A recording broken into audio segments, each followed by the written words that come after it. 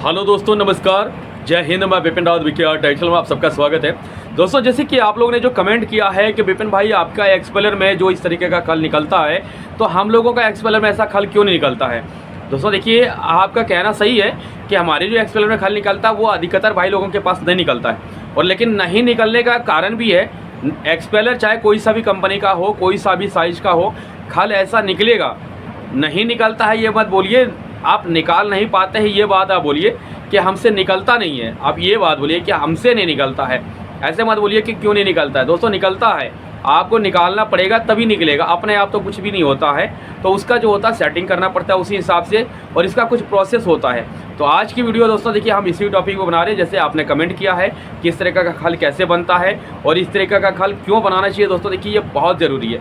अगर ऐसा खल नहीं बन रहा है, अगर आपके खल में झांस आ रहा है, अगर आपका खल नरम है, तो दोस्तों देखिए कभी भी प्रॉफिट है ना आप नहीं उठा पाइएगा अपने तेल मिल में।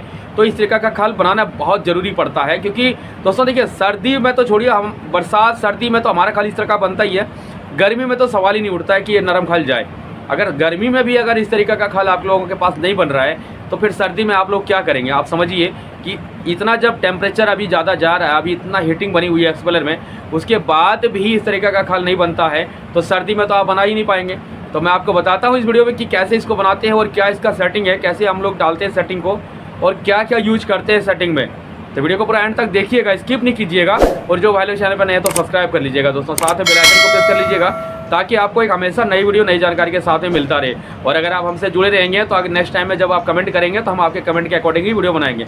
तो मैं आपको बताता हूँ दोस्तों, देखिए अभी पहले मैं आपको एक वीडियो दिखा देता हूँ, और उसमें मैं आपको वर्म सेटिंग के बारे में कुछ बता देता हूँ कि वर्म की सेटिंग कैसे करते हैं। दोस्तों देखिए, वर्म की सेटिंग पे सबसे ज़्यादा जो है निर्भर होता है एक्सपेलर का।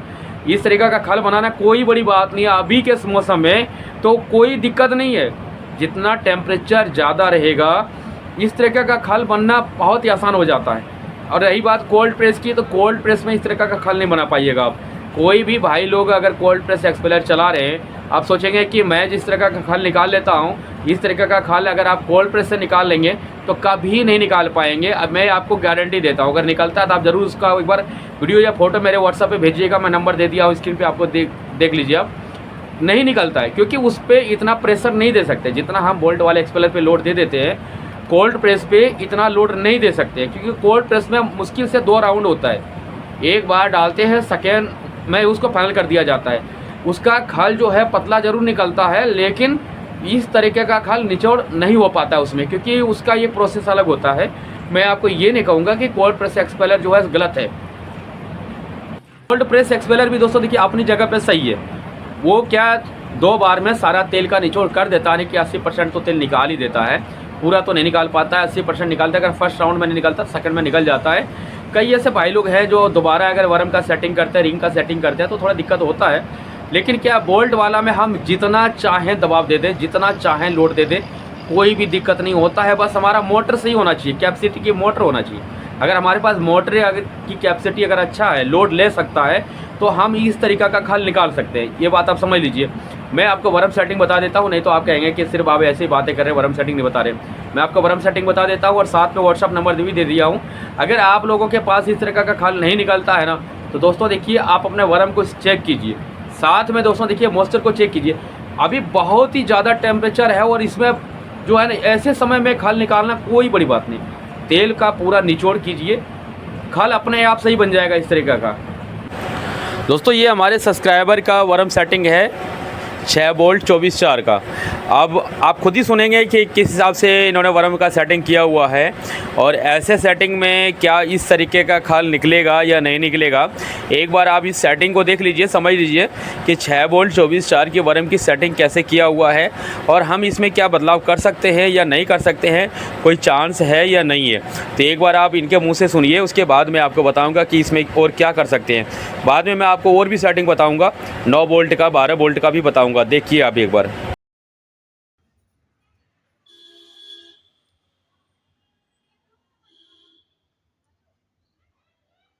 8.5 का कोणवरम,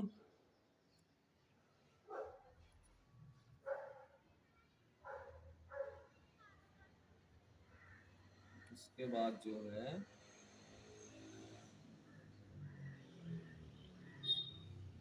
5.5 का वरम, 3.5 का, फिर एक 3.5 का, एक 2.5 का उल्टा, 2.5 का सीधा। देख कहाँ गए तो।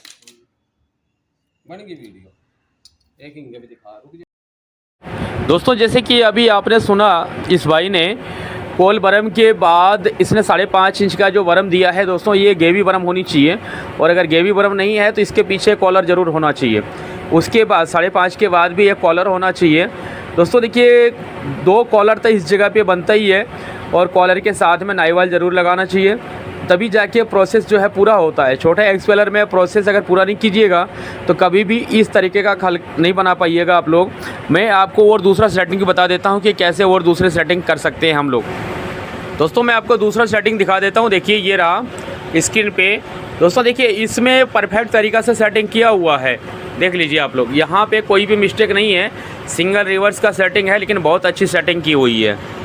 दोस्तों आप लोगों के पास जो भी साइज़ का एक्सपेलर है, मैं व्हाट्सअप नंबर दे दिया हूँ। अगर कोई प्रॉब्लम है तो आप मेरे व्हाट्सअप पे जुड़ के जानकारी ले सकते हैं। दोस्तों वीडियो अच्छी लगे तो लाइक शेयर भी कर दीजिएगा, और भी कोई जानकारी चाहिए तो कमेंट कीजिएगा। धन्यवाद, जय हिंद।